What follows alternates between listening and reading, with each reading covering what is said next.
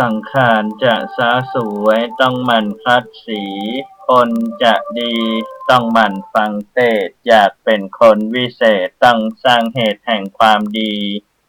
ขอน้อมบูชาพระรัตนตรัยอันเป็นที่พึ่งสูงสุดในชีวิตขอถวายความเคารพมหาเถรานุเถระเจ้าจุตนองค์โดยมีพระเดชพระคุณหลวงพ่อพระเทพโกศลหลวงพ่อที่ปรึกษาเจ้าคณะภาค7วัดศรีโสดาพระอารามหลวงเป็นเก้าเป็นประธานพระเดชพระคุณหลวงพ่อพระเทพปริยัติหลวงพ่อเจ้าคณะจังหวัดเชียงใหม่พระเดชพระคุณหลวงพ่อพระเทพสิงหวราจารย์หลวงพ่อรองเจ้าคณะจังหวัดเชียงใหม่ฝ่ายงานเผยแผ่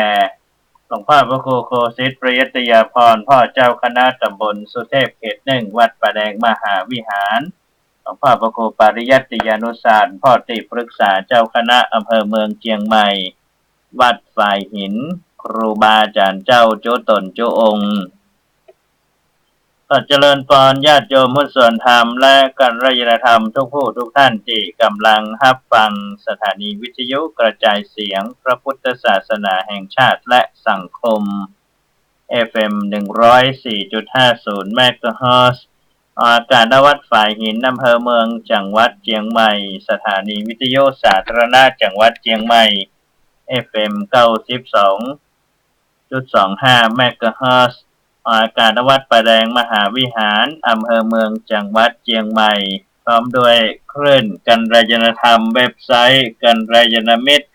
เสียงตามสายห่อกระจายข่าวทุกวัดทุกวาทุกหมู่บ้านตัวยเจ้าวันนี้หลังจากที่ได้ฟังน้ำฟังธรรมในรายการมรดกธรรมกำเมืองของท่านอาจารย์พระครูวิสิทธิ์ศิลพรวัดวังสิงห์คำรายการธรรมะประทีปสองทางโดยหลวงพ่อพระครูเจ้าคณะอำเภอฝางวัดพระบาทอุดมอำเภอฝางซึ่งช่วงนี้ก็จะเป็นรายการที่แทนรายการธรรมะเพื่อประชาชนของท่านอาจารย์พระครูธีระสุตตพจน์สวดเจ้าหลวงวัดม่อนแสนสุขในช่วงนี้ท่านอาจารย์กำลังพักฟื้นเนื่องด้วยไปรักษาไส้ติ่งที่โรงพยาบาลมาเมื่อกี้วันนี้เนี่ยก็ทำรายการอาจจะไม่ได้เตื้อท่านพ่อแม่พี่น้องก็ฟังรายการจากหลวงพ่อเจ้าคณะอำเภอฝางแทนรายการธรรมะเพื่อประชาชนไปก่อน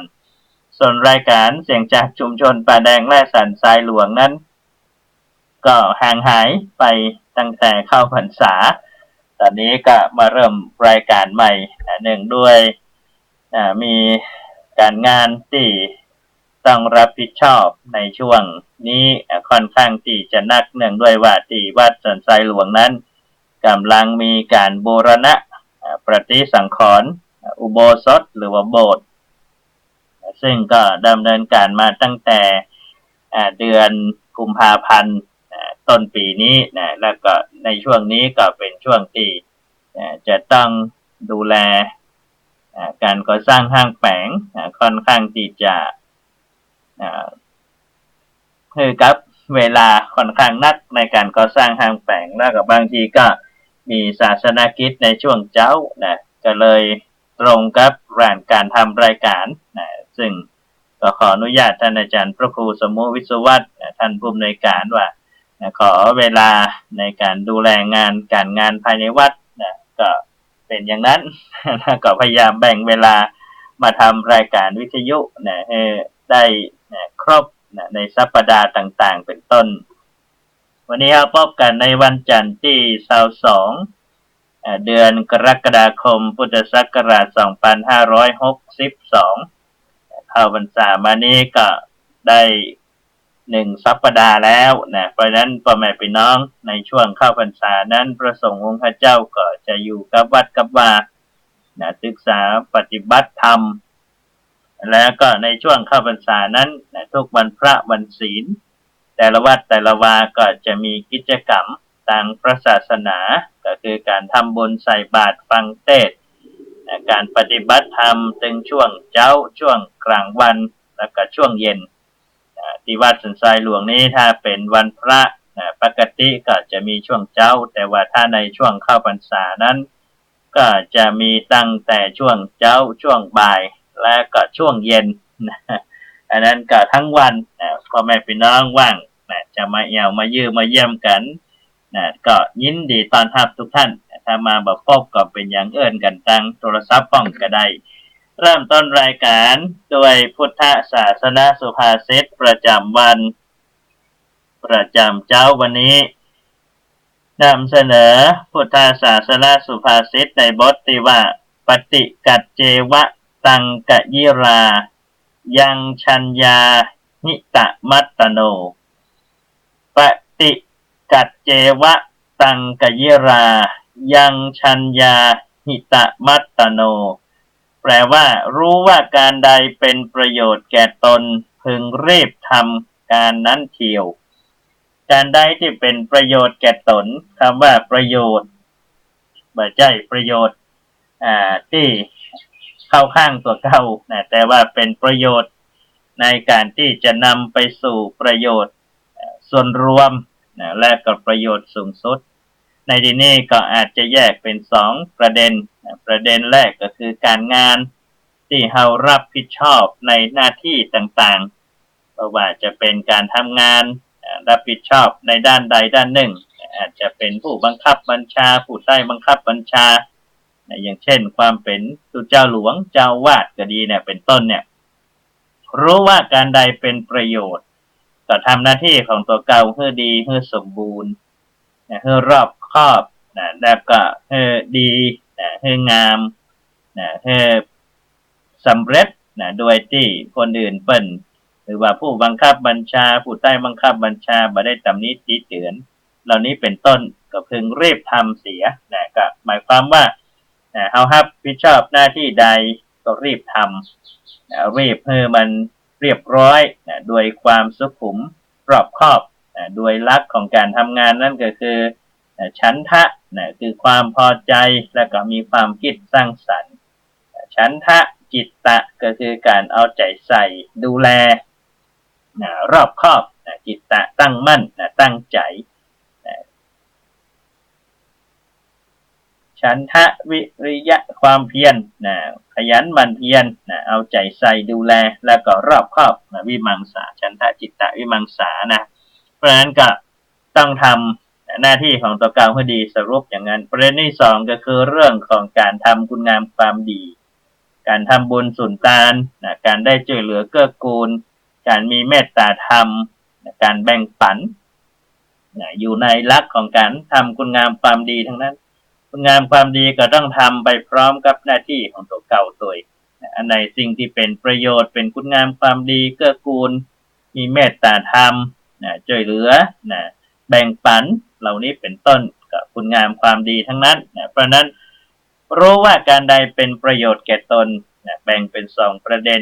คือหน้าที่ความรับผิดชอบที่ตัวเก่าต้องรับผิดชอบประเด็นที่2ก็คือคุณงามความดีสิ่งที่เขาทำก็เป็นคุณงามความดีมันไปด้วยกันทั้งทางตรงและทางอ้อมอันนี้เป็นพุทธศาสนาสุภาษิตในเจ้าวันนี้ขออนุญาตงดกรรมวัดประจำวันแล้วก็รายงานพยากรณ์อากาศเนื่องด้วยว่าจะพยายามเล่าจันทคาตชาดกให้จบ2-3 ตอนก็คงจบละเพราะว่าเล่ามาหลายเดือนประมาณ4 เดือน 5 เดือนแล้วก็ขาดหายเป็นตอนขาดหายไปเพราะฉะนั้นเพื่อบ่เป็นการเสียเวลาก็จะพยายามสรุปเรื่องจันทคาตชาดกให้จบภายใน2 วันนี้เพราะว่าวันพุธก็เป็นวันพระทำละเพราะนั้นอันที่22 23นี่ก็ทำรายการได้วันพุธก็ยังทำละ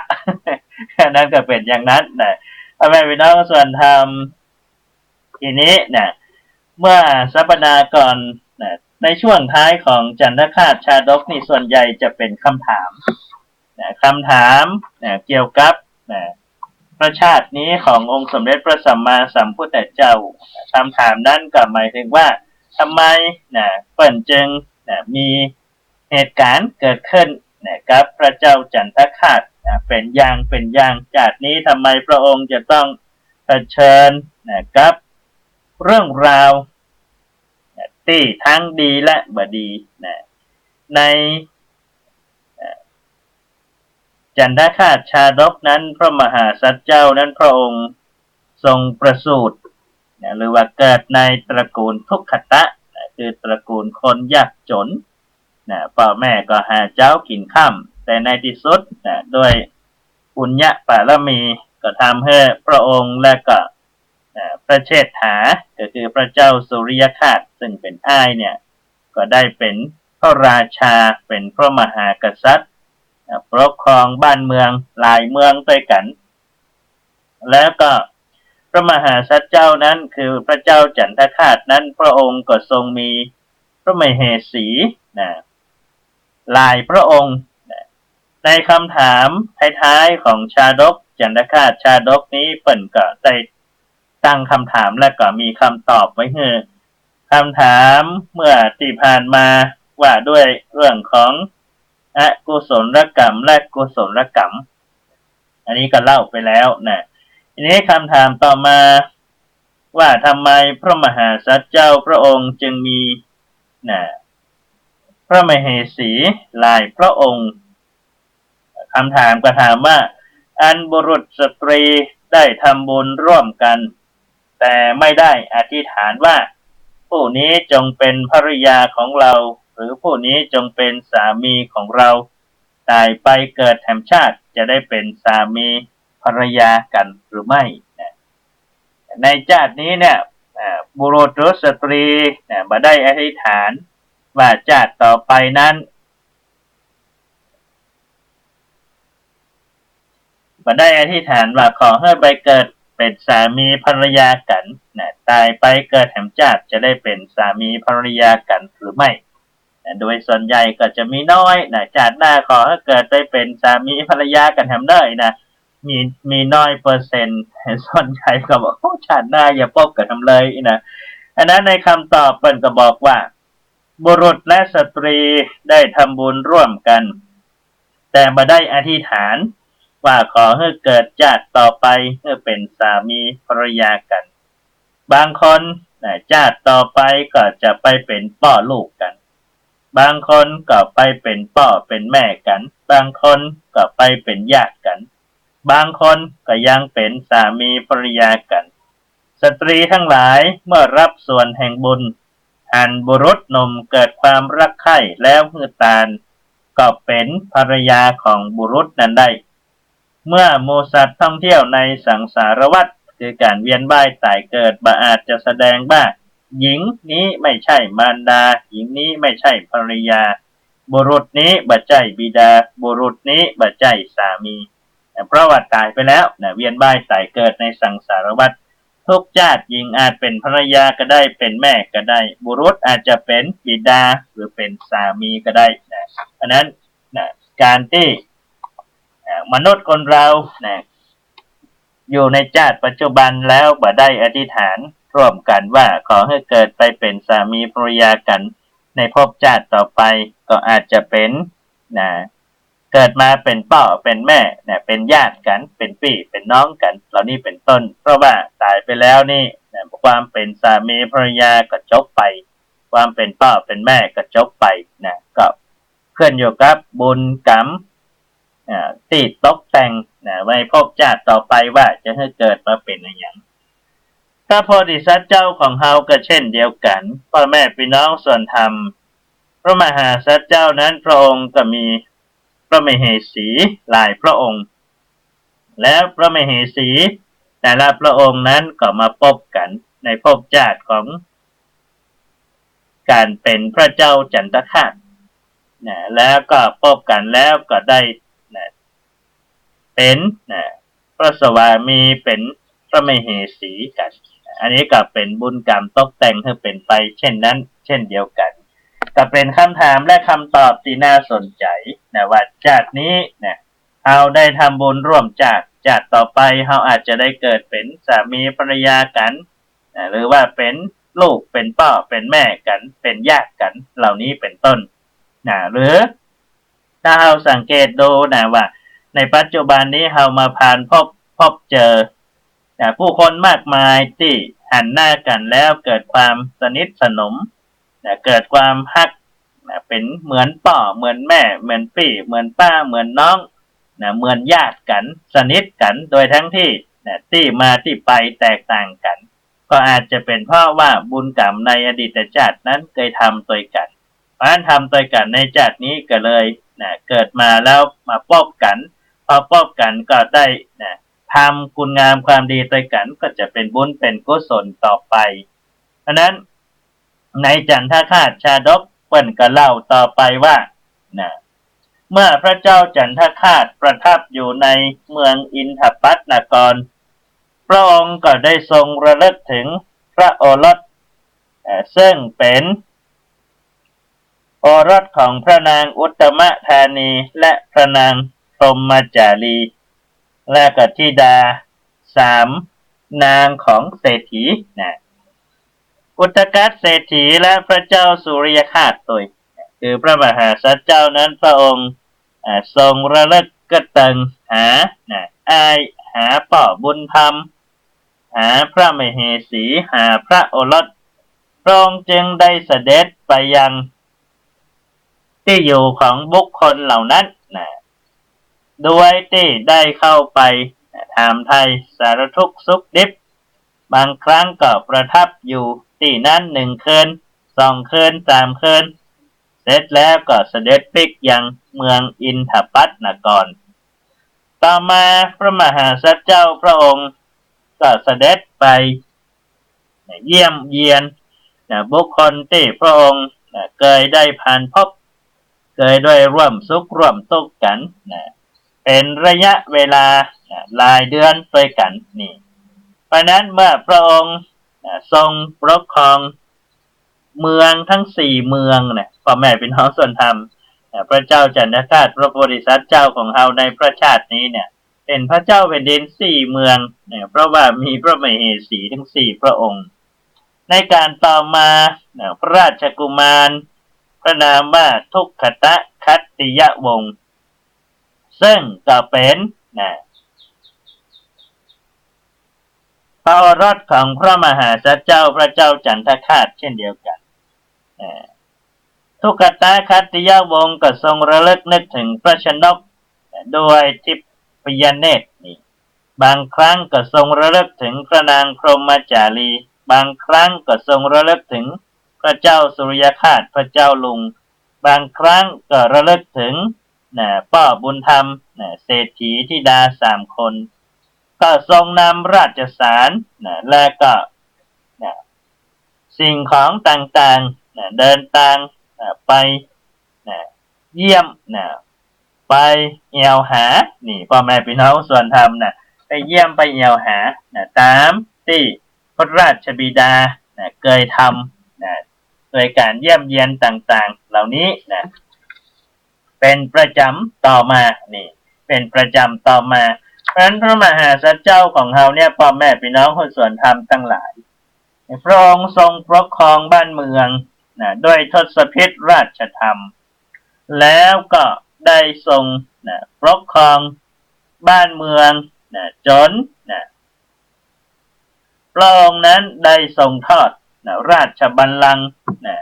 ให้กับพระโอรสทั้ง4องค์ที่1นั้นก็ไปอยู่เมืองมิถิลาองค์ที่2ก็ไปอยู่อนุราชนครองค์ที่3ก็ไปอยู่คันธราชนครองค์ที่4ก็คือที่อินทปัตนครอยู่อย่างนี้พระองค์ทรงปกครองบ้านเมืองแล้วก็ทรงต่อราชบัลลังก์ต่างๆราชสมบัติให้กับพระโอรสพระราชธิดาทั้งหลายแล้วพระองค์ก็ได้ถึงแก่อายุไขเสด็จสวรรคตมีสวรรค์เป็นเบื้องหน้านี่สัทธาอิมังธรรมเตสนังเมื่อองค์สมเด็จพระบรมศาสดาสัมมาสัมพุทธเจ้าพระองค์ทรงตรัสในอดีตชาติคืออดีตชาติที่พระองค์ทรงเสวยพระชาติเป็นพระเจ้าจันทคาตพระโพธิสัตว์เจ้าพระองค์ทรงตรัสสรุปในพระชาตินี้ว่าดูก่อนภิกษุทั้งหลายบัดใจแต่ในบัดนี้ผู้มีฤทธิ์กระทำอันตรายแก่เราบ่ได้ เรานั้นได้ทรมานสิ้นพยศสมทานศีลในการก่อนก็เช่นเดียวกันตัวเรานั้นเกิดเป็นจันทคาตเกิดในตระกูลทุกขตะแต่ในที่สุดก็ได้เป็นพระราชาปกครองบ้านเมืองถึง4 เมืองพระเจ้าสุริยคาตพระเชษฐาของเราก็เช่นเดียวกันพระองค์นั้นก็ได้ปกครองบ้านเมืองส่งต่อราชบัลลังก์ให้กับราชโอรสทั้งหลายแล้วก็สิ้นพระชนในชาตินี้เกิดมาก็คือเป็นพระสารีบุตรเป็นสารีบุตรอัครสาวกเบื้องขวาผู้มีปัญญาผู้แสดงธรรมเสมอเหมือนเราตถาคตท้าวสักกะเทวราชในชาติของที่เราเกิดเป็นพระเจ้าจันทคาตก็เกิดมาเป็นพระอนุรุทธะพระเจ้าพุทธโคสะก็เกิดมาเป็นโมคคัลลานะ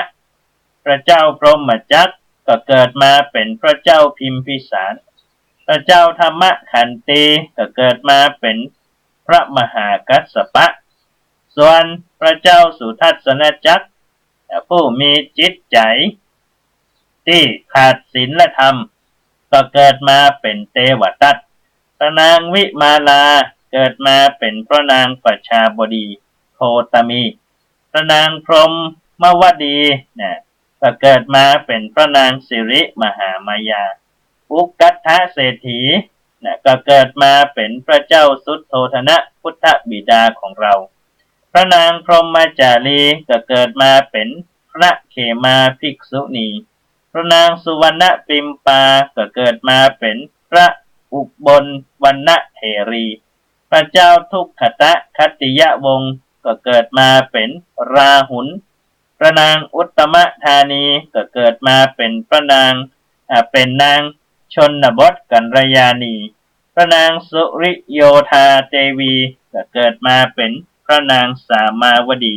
พระนางปริสุทธีก็เกิดมาเป็นนางกุชุตราพระนางทิพโสดาก็เกิดมาเป็นนันทาเทวี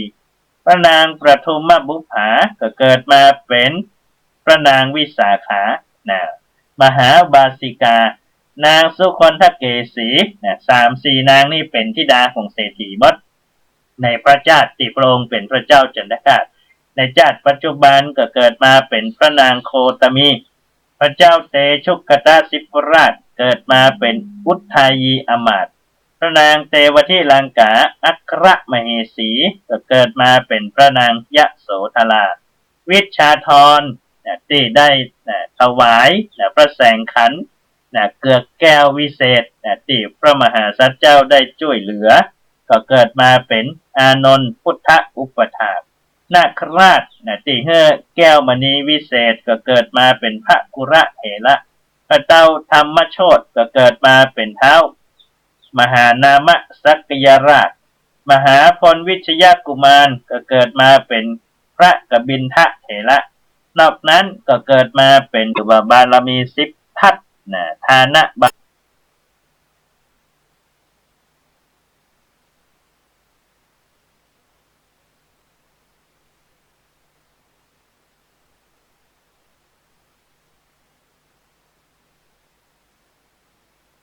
รมีเป็นเก้า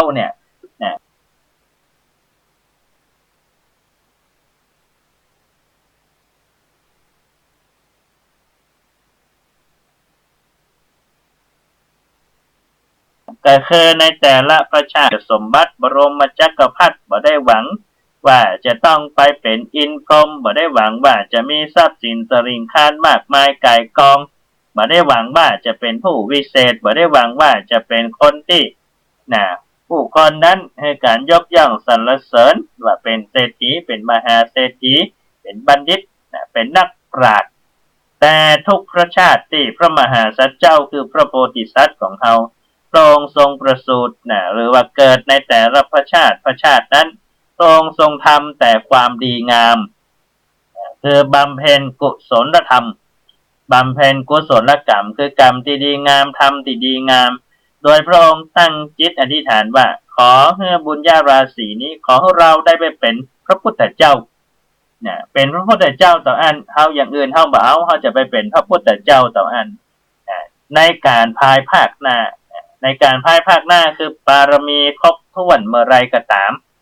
อย่างเช่นพระพุทธเจ้าของเฮาก็คือเสียทรงไข่กับแสนกับนี่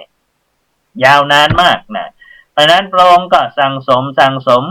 นะทุกพระชาติจนในที่สุดพระองค์ก็มาถึงพระชาติสุดท้ายนะก็คือเป็นเจ้าชายสิทธัตถะและพระองค์ก็ทรงออกประนวดบวชเป็นสมณะนะแล้วก็ได้บรรลุธรรมเป็นพระอนุตตรสัมมาสัมโพธิญาณเป็นพระพุทธเจ้าของเฮาเมื่อเฮาได้ศึกษาพระธรรมคำสอนได้ปฏิบัติตามที่พระองค์ทรงตรัสรู้เองโดยชอบแล้วก็คุณงามความดีเหล่านั้นก็เกิดขึ้นนี่เช่นเดียวกันฉันได้กับฉันนั้นมนุษย์คนเราเอาเกิดมาในชาติเดียวเนี่ยชาติหน้าเอาพอบาหันเนี่ยเพราะนั้นในชาติปัจจุบันที่เป็นอยู่ที่มีลมหายใจอยู่เนี่ยควรจะทำคุณงามความดีควรจะทำหน้าที่ของตัวเก่าควรจะทำเรื่องที่ดีๆพระพุทธเจ้ากว่าเปิ่นจะได้เป็นพุทธเจ้าเมินยาวนานบำเพ็ญบุญบารมีต่างๆบุญญาบารมีต่างๆแต่มนุษย์คนเราเนี่ยเอาหูว่าเอาเกิดมาชาติเดียวชาติหน้าเฮามุ้ยไปเป็นในอย่างนี้นะเพราะว่าเฮามันสามารถจะตรัสรู้ได้หูได้เพราะนั้นเมื่อเฮาหูว่าในชาติภพต่อไปเฮาอยากไปเกิดที่ดีภพที่ดีภูมิที่ดีเฮาก็จะทำคุณงามความดีควรทำคุณงามความดีเหล่านี้ไว้ซึ่งพระพุทธเจ้าพระองค์ก็ทรงตรัสสอนไว้ชัดเจนในเรื่องของการให้ทานการรักษาศีลการเจริญจิตตภาวนาการช่วยเหลือเกื้อกูลการมีเมตตาธรรมทางกายทางวาจาทางใจเหล่านี้เป็นคุณงามความดีหมดเพราะนั้นในชาติที่เป็นปัจจุบันเท่าก็ควรจะทำคุณงามความดีเหล่านี้ไว้แล้วก็สั่งสมไว้เป็นบุญเป็นกุศลเพื่อภพชาติหน้าจะได้เกิดภพภูมิที่ดีฉันใดก็ฉันนั้นวันนี้เวลารายการเสียงลงแล้ว